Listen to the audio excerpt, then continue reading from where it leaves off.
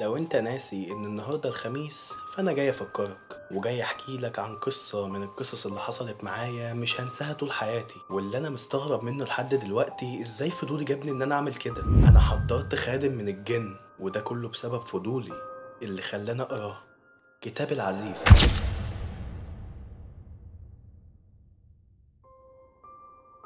القصة دي حصلت لي بالظبط من 3 سنين سنة 2023. كانت ساعتها فترة صيف، كنا في شهر 6 تقريبا، وكنت خلاص قربت اخلص امتحانات. وفي المادة اللي قبل الأخيرة كنت طالع من الامتحان عادي جدا، مش مهم عملت ايه في الامتحان لأن كده كده شلت المادة، بس ده مش موضوعنا دلوقتي. الموضوع المهم إن وأنا طالع من الامتحان لقيت محمد صاحبي جه سلم عليا وخدني على جنب لوحدنا، ولقيته بيقول لي انا عايز اقول لك على حاجه. قلت له قول في ايه؟ قال لي انا معايا حاجه هتعجبك قوي على فكره. قلت له حاجه ايه يا ابني اللي معاك؟ ما تقول في ايه. قال لي لا اقول لك ايه، انا هاجي لك البيت النهارده الساعه 7 نقعد مع بعض شويه وبعدها هديك الحاجه دي واحنا قاعدين مع بعض. قلت له تمام ماشي مفيش مشكله. وفعلا روحت البيت نمت شويه وصحيت على الساعه 6.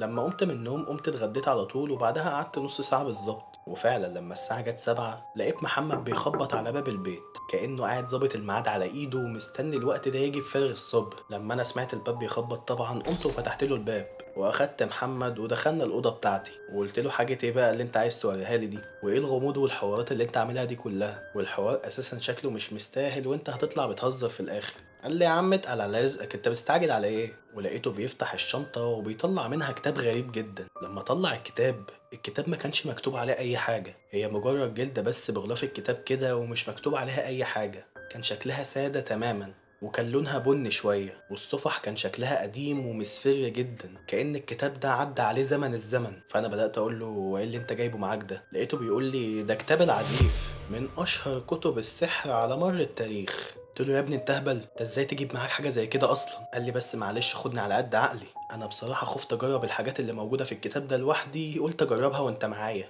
قلت له تجرب ايه يا ابني انت عبيط؟ انت جبت الكتاب ده منين اساسا؟ قال لي لا يا عم ده موال كده هبقى احكيهولك بعدين. قلت له لا قول انت جبت الكتاب ده منين؟ قال لي والله العظيم انا لقيته بالصدفه. جد الله يرحمه شقته موجوده تحتنا زي ما انت عارف، وكانت في اوضه موجوده تحت كان فيها شويه كراكيب وكده، وانا بصراحه كنت قاعد فاضي فقلت انزل ادور واشوف ايه اللي موجود في الحاجات اللي موجوده في الشقه دي، يمكن الاقي حاجه تفيدني منها. لكن وسط ما انا بدور لقيت الكتاب ده موجود تحت في الاوضه. وانا لما شفت الكتاب بصراحة عجبني شكله جدا وقمت واخده وطالع بيه فوق على طول، بس من غير ما حد يشوفني لان لو حد شافني انا عارف ان مش هيحصل لي كويس. قلت له يا عم ما كنت تسيبه في حاله، وانت ايه اللي خلاك تجيبه معاك اساسا؟ الكتب دي يا ابني انا عارف ان اخرتها وحشة.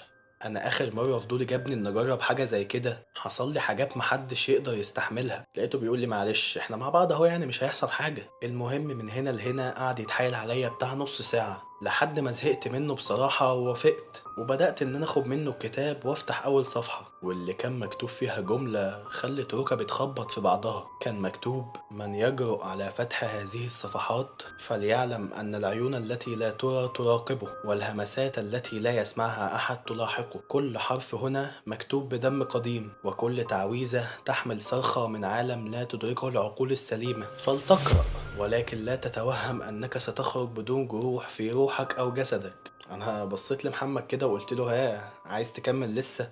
قال لي يا عم دوس خلي قلبك جامد. قلت له أنا خايف عليك أنت والله، أنا كده كده عن نفسي متعود يعني. قال لي خش بس مالكش دعوة بيا. بس فجأة واحنا بنقلب في صفحات الكتاب لقيت أمي دخلت علينا وكانت ماسكة في إيديها صينية العشاء. أنا أول ما شفتها داخلة خبيت الكتاب في ساعتها على طول وبدأت أقول لمحمد تعالى نتعشى وبعد كده نتفرج على شوية فيديوهات على اليوتيوب وبعد كده نبقى نشوف الكتاب ده بيقول إيه. قال لي يا عم ماشي أنا معاك للآخر. المهم أكلنا واتفرجنا على الفيديوهات والساعة بقت داخلة على 10.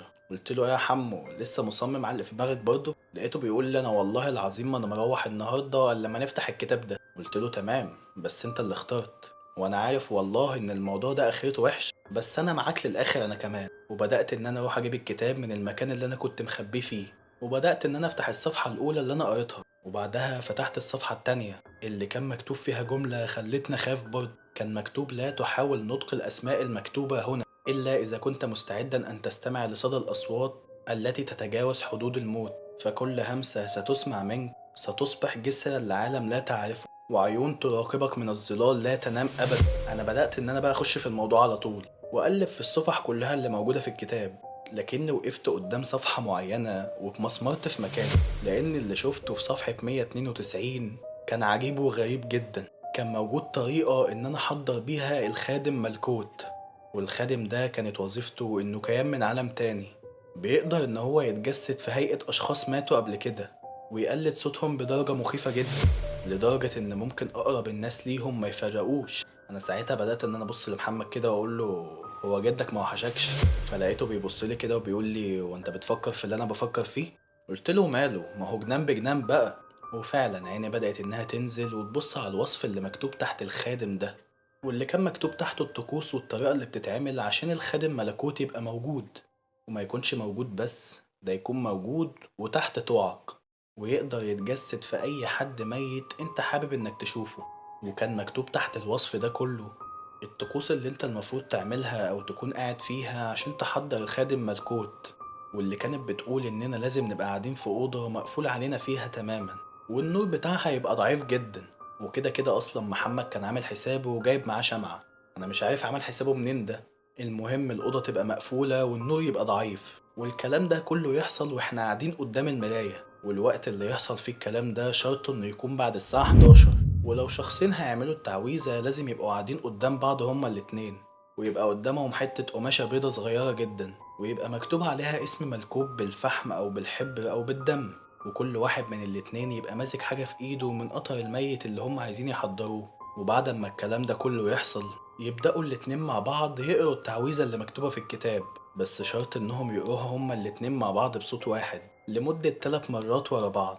واللي المفروض يحصل بعدها ان الهوا بتاع الأوضة هيبقى بارد جدا، والصوت اللي حوالين الأوضة كله هيختفي، ومش هنبقى سامعين الا صوت نفسنا بالعافية. وبعدها بشوية هنبدأ نسمع صوت الشخص اللي احنا بنحضره جاي من الحيطان اللي حوالين الأوضة كلها. لكن كان مكتوب تحت الكلام ده تحذير مهم جدا، كان مكتوب ان بعد ظهور الميت لو حد نطق اسم ملكوت بصوت عالي الخادم بيختار انه يظهر بشكله الحقيقي بدل الشكل البشري اللي هو ظاهر بيه، وساعتها محدش هيقدر يسيطر عليه. انا بدأت ابص لمحمد كده وقلت له ها عامل حسابك كمان وجايب حاجة من قطر جدك؟ قال لي لا ادينا ربع ساعة بالظبط اروح البيت اجيب حاجة من قطر جدي واجي على طول. قلت له ماشي، هي كده كده اصلا كانت الساعة 10:30، فعلى ما يروح يجيب القطر ويجي هتبقى الساعة 11، لان احنا اساسا ما ينفعش نعمل التعويذة دي قبل الساعة 11. قال لي ماشي وسابني ومشي. قعدت استنيته لمدة نص ساعة كاملة، لقيت ابن اللعيبة داخل عليا الساعة 11 بالظبط، ولقيته جايب لي الجلابية بتاع الجد الله يرحمه معاه، وبدأ ان هو يجيب المقص ويقطعها نصين، وخد النص بتاعه وبدأ ان هو يقطع منه حتة قماشة صغيرة، وبدأ ان هو يكتب على القماشة دي اسم ملكوت بالقلم بتاعه وحطها في وسطنا. وبعدها لقيته قام مطفى النور بتاع الأوضة كله وولع الشمعة اللي كانت موجودة معاه، وبدأ ان هو يحط الشمعة دي فوق القماشة اللي مكتوب عليها اسم ملكوت، وقام جايب الكتاب وفتحه قدامي وقال لي اقرا التعويذة.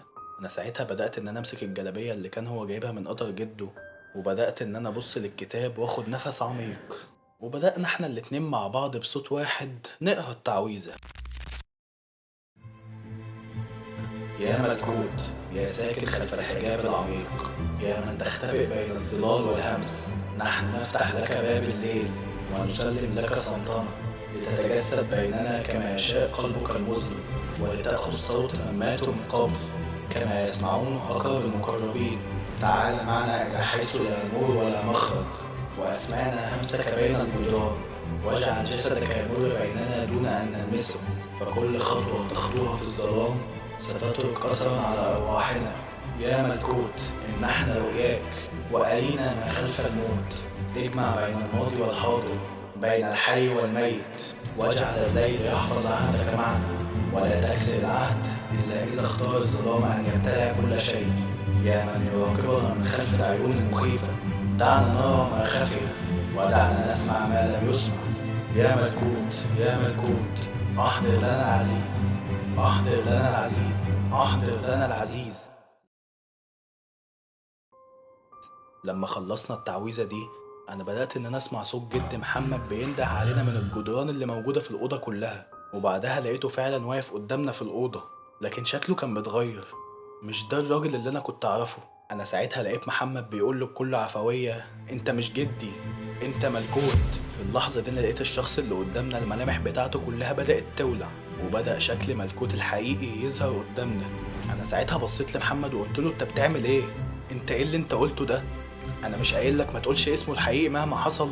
لكني لما بصيت على ملكوت تاني لقيته اختفى، وبدأت اقول لمحمد خد الكتاب ده معاك وامشي من هنا دلوقتي حالا، عشان انا حاسس ان اللي احنا عملناه ده هيجيب لنا الخراب.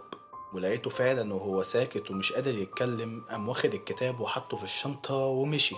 لكن انا في الليلة دي ما كنتش عارف انام خالص من اللي انا كنت شايفه. كنت شايف خيالات عمالة تعدي في الأوضة قدامي، وساعات كنت بشوف جد محمد واقف قدامي في الأوضة، لكن كلها خيالات كانت بتبقى موجودة قدامي. محدش كان بيلمسني أو بيتكلم معايا حتى. وأنا حاسس إن محمد كمان كان بيحصل له الحاجات دي، بس هو أصلا ملوش عين إنه يتكلم معايا ويحكي لي عن أي حاجة بتحصل له. شكله كان خايف ساعتها، لأنه عارف إن اللي هو عمله ده أكبر غلط.